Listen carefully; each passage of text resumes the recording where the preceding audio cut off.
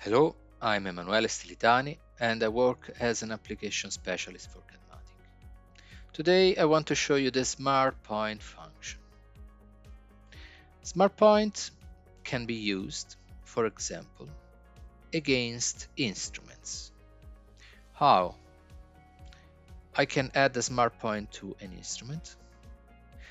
Later connect this Smart Point to the database of live measures of the instrument, and then see this information on the 3D model.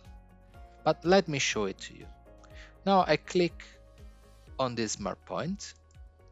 This Smart Point is relevant to this item here. And on the right, I see the information of the item, its tag, what kind of item it is, and the live measures that are actually taken. I can also make this graph bigger. I can change the timeline. I have many options: 1 day, 1 week, 1 month, and so on.